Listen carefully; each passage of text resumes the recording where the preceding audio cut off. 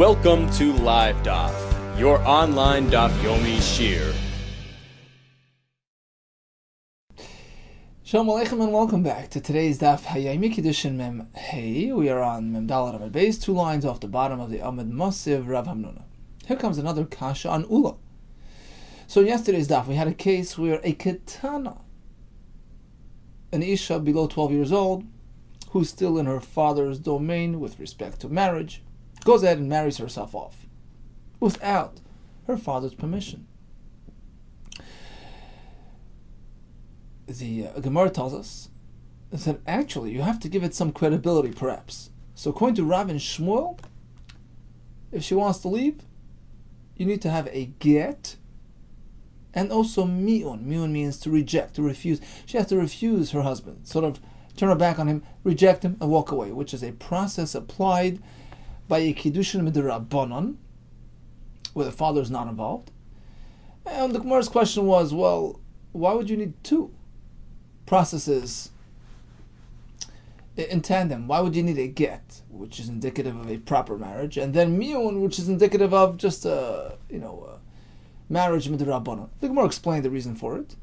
In any case, that was Rav and Shmuel's opinion. Ula totally disagreed. Father wasn't involved. He didn't consent. He didn't give his permission. Forget about the whole thing. Just walk away from this husband. Here comes the kasha on Ula, who says that mi'un is not applicable in this case, where father did not grant his permission. Masiv Rav Hamnuna have a kasha from a brisa, which we actually learned back in Maseches Gittin. So when one sells his daughter as an amma, as a maidservant, the owner can actually switch gears and do yiyud, marry her. And yiyud is a required element, a precondition. Meaning, there needs to be potential for yiyud in order to sell her as an amma. So meaning, if yiyud is not applicable, yiyud is not relevant. For instance, let's say father decides to sell his daughter to a relative who cannot marry her. The sale is not valid. Ein meicher l'kroivim, because a karev cannot potentially do yiyud, and yiyud needs to be an ever-present potential. Mishum Rabbi Yehuda Amru meicher l'kroivim. He says you can. He has a special pasuk. Ki im isha es bitay le'ama. The word le'ama is extra to tell you that even if it's only going to be for amma purposes, for slave purposes, without that yud potential, it can still work. So that's a machlokes regarding relatives. But all agree, you can sell her even if she's an almana. She's already a widow from a previous experience, and you're selling her now, l'kohen gadol cannot marry an almana.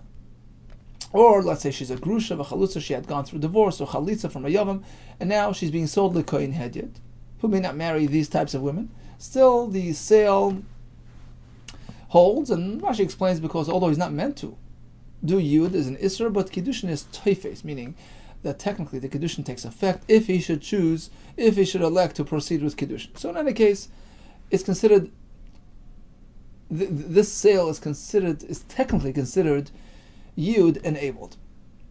Okay, end quote. Now, let's focus on one of these cases. Father is selling his young daughter, a katana, who's already an almana from a previous experience. How is that possible? Let's play it out. Hi almana echidam. Ilay medekitcha avia. First time around, father was mekadosh her, and then she got widowed. And it won't work. In any case, he can't sell her again. Once he got her married, he was mekadosh her in the past. Mi matzi maz ben lo. How could he sell her now? Ein adam meicheres bitay l'shivchos achar ishus once. He got her engaged. He already did ishus for her. He can't go ahead and sell her. It's a discussion back in Gittin. We have psukim for that. So bottom line is, you cannot suggest that the first time around she was niskadish with her father's involvement, because then he must step out.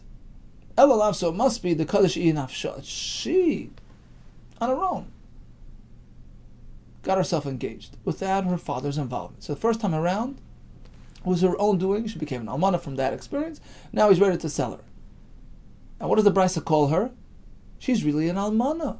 V'kakari la'almana. Apparently that first kiddushin was valid, despite the father's uninvolvement. So that's a kasha on Ula who says we ignore a Kiddushin without the father's permission. Amar Amram, Rabbi Yitzchak. No. The first time around, she experienced Yud. So, father sold her, owner decided to do Yud, and then he passed away. So she became an almana from that experience. The question was, once father was involved in her issues, how could he go sell her at this late date? The answer is he was not really involved. That first Kiddushin wasn't really the father's doing.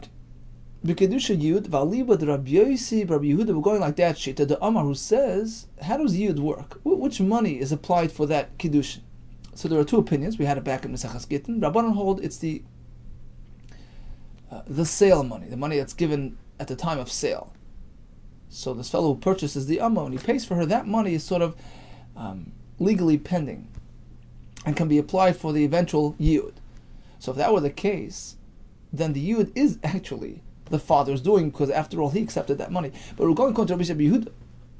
It's a different system. The Amar Mois or Rishonis know the initial money, Lav the Kiddushin, was not applied for the Kiddushin. It wasn't meant for Kiddushin, rather.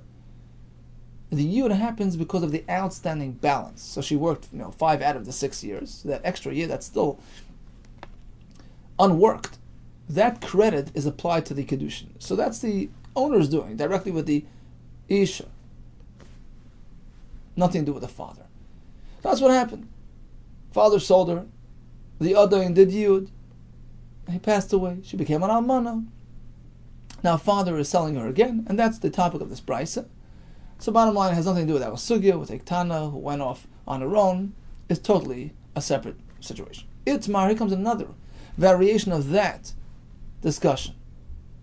Regarding Ektana, who was Niskadesh, Shaloi Lada Savia, without her father's permission. Itmar, Mace. So husband number 1 passed away. No kids. She's a Yivama. V'nafla l'fnei achiv l'yivam. She's now slated for Yivam with the brother, with Shimon. What happens now? Amar Rav Huna Amar Rav. So this is the name of Rav. Mima'enes l'ma'amari. Suppose Shimon, the Yavam, did ma'amar. Right? We explained yesterday, ma'amar means he does a kiddushin specific for a Yavama, and then he plans on doing Yivam. So this ma'amar is treated like a kiddushin, and if he wants to separate at this point, he has to do a get to undo that kiddushin. And in fact, if he elects to go that route, she needs to do mi'un as well. She has to reject him. So she needs both processes done. We have to apply a get and apply mi'un, but that's only provided there was ma'amar done. She advanced to that stage. But if there was no ma'amar executed, if there's only a zika means she's just slated for him, she's bound to him, she's awaiting his yibum. If that's the case, we don't need anything other than your standard chalitza to disrupt the zika, to exempt her from yibum and send her off. Explains the Gemara. Ketzad. How does this play out? Also about mamar, Shimon the Yavam did mamar, tzricha get, and then they choose to separate. You need a get to undo the mamar. Utzricha chalitza to undo the yibum. Utzricha miyun. And the Gemara will explain why. Tzricha get. Why is a get needed? Shemon is ratza of b'kedushin. Maybe a father decided he's okay with Shimon, the new husband, which makes his mamar a valid kiddushin, which needs to be undone through a get. That explains get. Why chalitza? Tzricha chalitza. Why? Shemon is ratza av b'kedusha harishan. Maybe father consented after the fact with Reuven's marriage, and now upon his passing, she's a yavama who requires chalitza. That explains chalitza. What about mi'un? Tzricha mi'un as well. Shemon lo is ratza av. Maybe father was not okay with Reuven or Shimon. Loy b'kedusha rishon, or loy b'kedusha sheni. And now the observer who notices us doing a get will mistakenly assume that Shimon's kiddushin was indeed valid when it wasn't really, because the father is not okay with it. And suppose Shimon now goes and approaches the sister of this Isha, let's call her Rachel. She approaches Leah and does Kiddushin. People will say, well, that Kiddushin doesn't mean anything because you can't be Mekadesh your wife's sister. So the get will perhaps be indicative of a valid Kiddushin with Rachel, which will preempt any Kiddushin that Shimon may do with Leah. And that's, of course, a big mistake because we're not sure that his marriage with Rachel is legal. So therefore, we add another element to the process, Mi'un.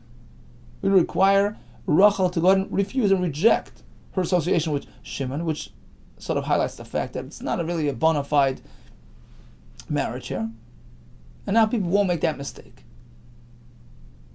Okay, so again, Tzricha Mi'un, why? Shema lo nisratza av. Like the Kedusha Rishon. No, Reuben nor Shimon had a right to do anything. And people will mistakenly cancel the Kiddushin, not give credibility and validity to the Kiddushin that Shimon might do with Rachel's sister. That's why we do the Mi'un, to explain things. But that's only when Shimon did Ma'amar.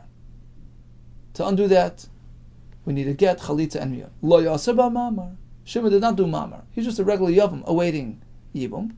In this case, Chalitza and that just Chalitza.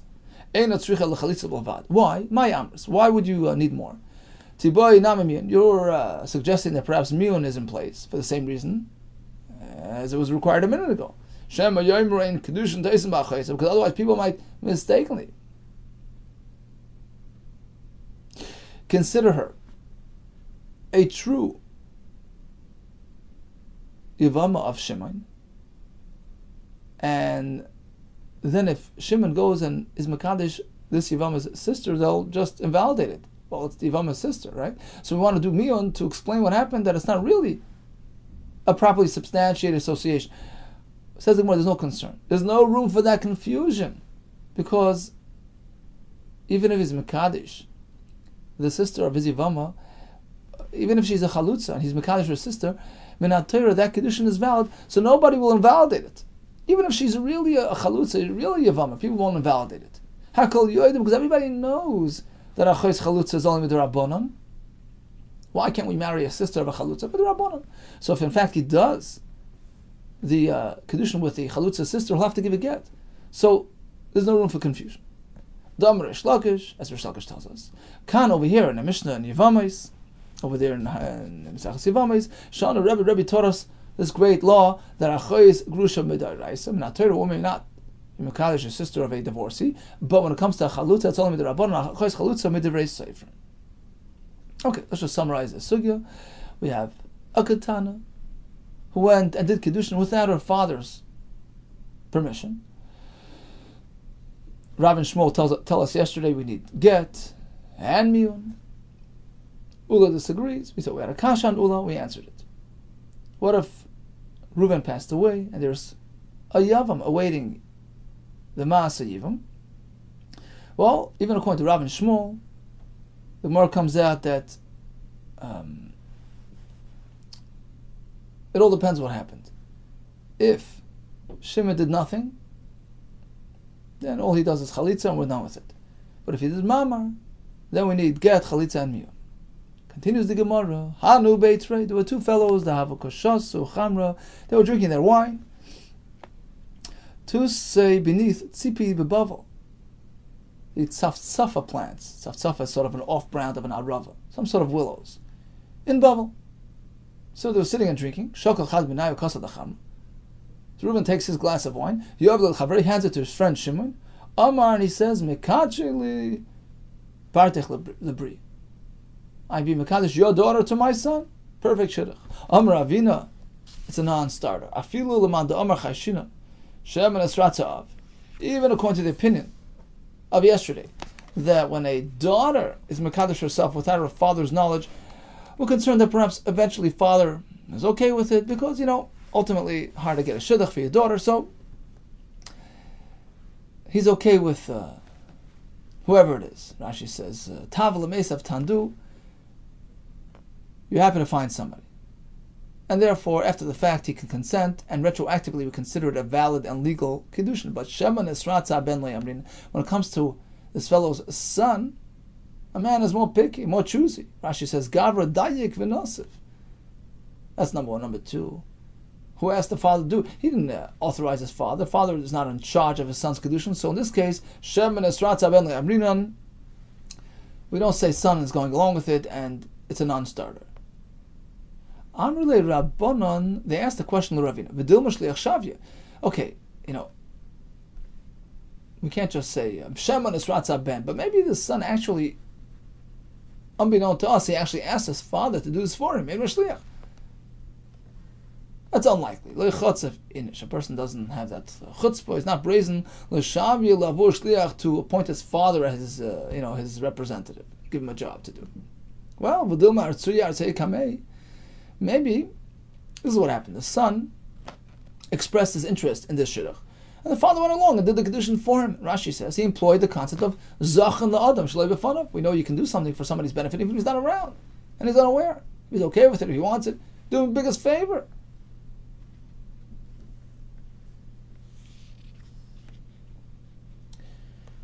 Says the Gemara, Amar le Rabba Bar Simi. So Rabba Bar Simi responded to him, Beferish Amar.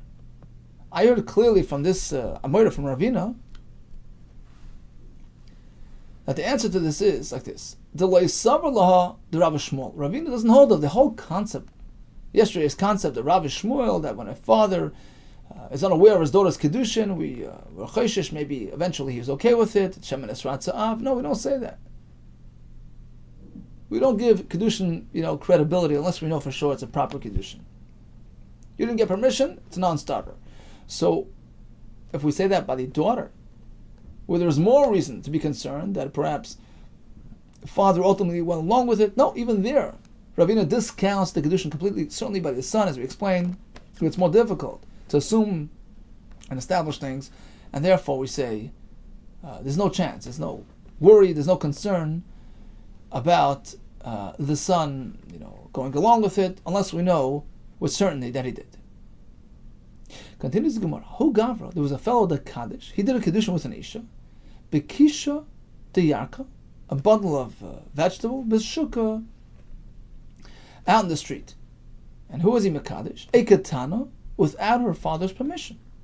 Ravina says, Afilu man de Amar, even according to Rav and Shmuel, who say that that father perhaps went along with it and we give it validity. That's only if it was done in an honorable, respectful way. But if it was done in a degrading fashion, a piece of vegetable in the street, father would never go along with this type of process. You're just degrading his family and his daughter. So he asked the question, what are you being particular about? Which part of what he did is the problem? Bizayin demai. Which way is it a bizayin? Bizayin de yark. Is it because of the greenery that he gave her, which is not necessarily the most honorable item? Bizayin de shuka, or was it perhaps location that was problematic out in the street? Now, the difference would be the kaddish bekas but shuka. Let's say only one element exists, not the other. Let's say he did it out in the street, but he did with a silver goblet, a ring, right? Or alternatively, Bekisha de Yarka, use the vegetable base, but in the privacy of his home, so it's not, out in the public, it's not embarrassing. What is the real concern? Is it location or the material? Amr Lacey responded either way. Whether it's location or whether it's the cheap material, it's a bezayin and it doesn't work. Continues the Gemara. There was a discussion between the husband and wife regarding being Mekadesh, their young daughter, and they had a difference of opinion. Each one had their own, preference regarding a shidduch. He preferred his relative. And she preferred her relative as a potential chassan for their daughter. Kafte, so she nagged him and she forced him. He agreed, okay, take it for your relative. So they sat down to celebrate that whole vert. They made a whole engagement party in anticipation of the Kiddushin with her relative. And what happened? So his relative, Chaptarain, quickly. Upstairs he went, and he found the daughter of a kitchen his Mekadesher, ahead of the other party. Amar Abaye responded to the story as follows. Even if you hold that a Ketana who was in the Skadish, Shaloi L'das Ha'av, generates a Kiddushin concern, that's only when there's no violation of a tacit agreement. Klal Yisrael are honest, people of integrity, upstanding people. It's inconceivable that father would go along, would consent, would be okay with this fellow who came in through the back door and beat out the other fellow. Certainly he's not going along with it, he's not consenting, it's invalid and worthless. Rav Amar, another reason for that, Chazaka, it's presumed that Ein Adam Tareach B'Suda, a person would not put in the effort, invest all the time and effort and money in preparing this gala event, celebrating her engagement to his wife's relative, and now he'll go ahead and in 1 second destroy his whole work. Mafsida, allow the other fellow to take over. So we assume that father is not okay with it, and she's a pluya, she's unmarried, available for the proper chas. So we have two reasons: either it's a matter of integrity or a matter of financial loss. Any difference between the two reasons? Well, let's say he wasn't involved in making a suda. Okay, there was no major celebration going on, so there's no financial issue. There's no effort issue. But so Rava's concern doesn't apply. So in that case, we're not sure how to deal with it. But certainly Abayi's concern applies. It's a matter of integrity and emes. He already promised her to the other fellow. He wouldn't go back on his word. Now come three cases, three examples, three variations, I should say, of that halacha of father's uninvolvement and how to deal with it. Okay, so in this case, father was involved in the kiddushin of his daughter, fully aware, fully okay with it. And father skipped town, and she proceeded to the next stage. She married him without her father's presence. He wasn't around, and he's unaware of this marriage. How do we deal with this? Is she properly married or not? Typically, we need father's consent for the entire process. He was okay with phase one, but then he disappeared. We have a machlekes. Suppose this fellow is a kohen. She can have his truma. She's treated like a married woman until the father comes and he makes trouble. If he complains, okay, we have to undo it. But otherwise, we assume things are on the right track. Rav Asi Omar Einei Cheles. No, you can't feed her truma. Shema Yava Avia. V'yimcha. What happens if father will come back tomorrow, and he'll reject this shidduch? He was okay with the engagement, then he had a change of heart. Who knows? V'nimtzis Zara Cheles Truma Lafreya. It turns out that she was really a non-kohenes eating truma. Don't take chances. And in fact, it was a story. There was an actual story as such. V'chashlal Rav, and even Rav, who adopted a more lenient view, he was chayshish. He was machmer lahal the Rav Asi not to give her truma. Amar Rav Shmuel Rav Yitzchak. But even Rav, who allows truma, the Rav Shem Meisa eno Yosha. That's only regarding truma, because as Rashi explains, even an isha who's merely engaged to a kohen pre-marriage is allowed to really have his truma. We don't give her the truma because we're concerned that she might share it with her relatives, etc. It's min rabbanan, but min haTorah she's allowed to. So, irrespective of a father's consent, she's really a mekudeshes min haTorah because the father was okay with that. So therefore, we take our chances and we give her truma. But when it comes to, let's say, financial matters like Yerusha, which typically a husband is entitled to, right? He can be Yerush his wife. She may say in a Yerush, if she passes away, he doesn't get the Yerusha. Why? Because we leave the money where it was, meaning, unless we totally confirm that she's really married to him, he has no right to access her estate. Okay, so bottom line, she was in Skadish with her father's consent, but then the Nisuin happened without. How do we deal with it? A machlekes. Next case. Niskashuladas. Father was okay with the kiddushin. V'nisishaladas. As she married without asking him. But in this case, father was totally here. He was present. Meaning, he saw what was going on. And he didn't say boo. V'aviokan. How do we deal with her silence? Is it an expression of consent? Or an expression of seething anger and discontent? Rav Huna Amar Eino Cheles. We don't give her truma. We don't treat her like a married woman. Rav Yirmiyah bar Abba Amar, yep, Echeles. Explains the Gemara. Rav Huna Amar Eino Echeles. No, Vafilu Rav, even Rav in the first case, the previous case, Amar Echeles, who says that when father was not around and she proceeded, we treat her like a married woman with respect to sharing her husband Kain's truma. Ha Samud La'isa La'av. There it's because father wasn't around, so you have no reason to believe that he protested, unless you know otherwise. But here, when father was actually here, the reason why he remained silent, he didn't join the festivities. He's seething with anger and unable to express his anger. So it's certainly considered an expression of disapproval. Rav Yirmiyah ba'Abba Amar Echelas, he goes just the opposite. He says, of course, in this case, you can have her husband's truma. Even Rav Asi, in the previous case, did not consider a properly married woman. There's a real concern that he might show up from out of town and reject the whole marriage. But here, in this case, he's standing and watching with his shasik and remains silent. Certainly, he's okay with it. Rest assured, we have his permission. So that was case 2. Kiddushin was ladas, nesuin shalei ladas, but he was here. How do we deal with it? Machlekes. Case 3. Neskat shalei ladas avia. Okay, she did kiddushin without her father's involvement. V'nisis shalei ladas, and she did marriage as well. And the funny thing is, father was here all along. Vaviyah Khan, he was here from beginning to end. But she didn't inform him, she didn't get his permission. Ravuna Amar Echelis, she can have truma. Rav Yirmiyah ba'Abba Amar, he was the Talmud of Rav Huna, he says, Eina Echelis. No, we don't give her truma. Amar Ula, I don't understand. Had Rav Huna, the Rabbi Rav Huna's shita is so difficult to understand. It's like it's like sour vinegar to one's teeth. We say in the Haggadah, sour his teeth, blunt his teeth. And like smoke, which blinds one's eyes. How do we understand Rav Huna's approach? Look, let's contrast. Let's compare it with the previous Rav Huna. Where do we have Rav Huna in the first case? Kiddushin was ladas with consent, and nesuin without consent. Case 2, right? The second case. Kiddushin was ladas avia, and nesuin was shalei ladas, but father was here. Rav Huna says, no truma for her, because his silence is interpreted as an expression of disapproval. That's in that case. Where Kiddushin was perfectly fine.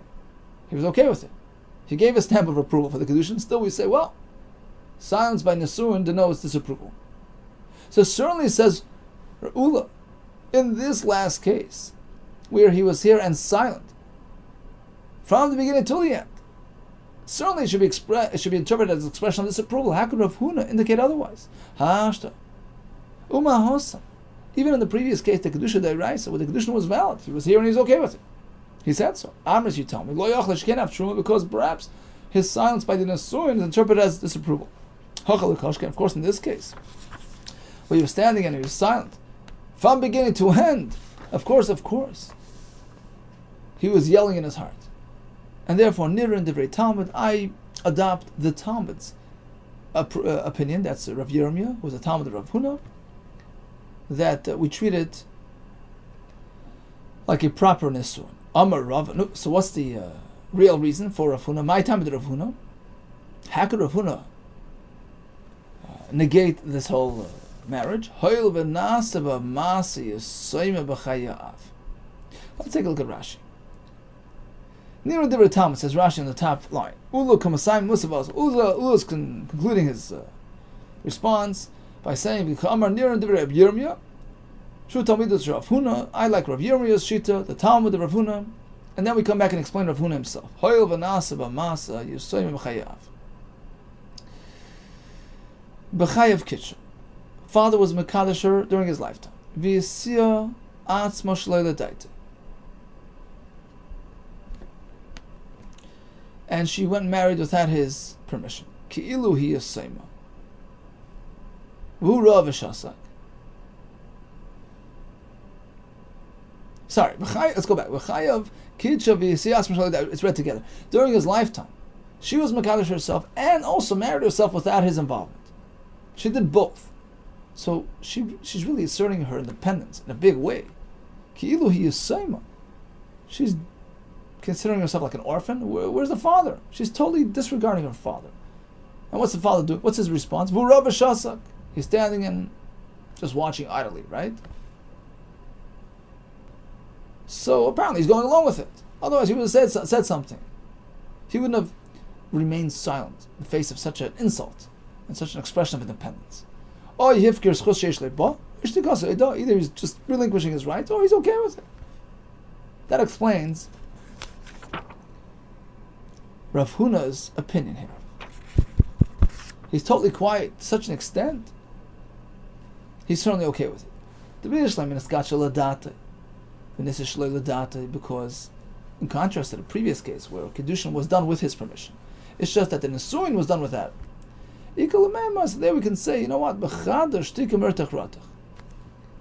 It's a one-time episode. He was quiet by the Nesuin. Maybe he was really upset and didn't express it. But to this extent, she went and she was Mekadesh herself and married. He would have said something. So the fact that he remained silent is a right that he's okay with it. In conclusion, Aktana was in Skadish without her father's involvement. We don't know what he has in mind, what he wants. We had a machlekes, Rav Shmuel and Ula. Rav and Shmuel says you need a get and miyun, and Ula says nothing is required. We had a kasha and a teretz on that. Now, if you hold that something is required, what if a husband passed away and there's a yavam? So, well, depends. If you did ma'amar, we need a get, chalitza and miyun. There's no ma'amar, just do chalitza and you're done. The more continue. This whole discussion is only by your daughter, but by your son, you have no right to your kaddish. Your son to somebody, we don't give it any validity. Then the Gemara says, even regarding a daughter, it was done derech bezayin, we don't assume father's okay with it. Then we said, even if you assume that you have to be concerned that father perhaps went along with a kiddushin that was done shloi l'data, but that's only when it's not a breach of integrity, as per the story of the husband and wife with their shidduch ideas. Then we have 3 cases in the Gemara regarding variations of this topic. We have an Isha Skadish, a Ktana Skadish with her father's permission, but then the Nesuin was done when he wasn't around. A Kiddushin was done Ladas, and the Nesuin Shloi Ladas, but father was here. Do you interpret his silence as expression of approval or disapproval? And the third case, both Kiddushin and Nesuin were done with father present, but without his tacit approval. Hishtika considered expression of approval or disapproval, but once again, a machlokes amoraim. All the best to you and Hatzlacha Rabbah.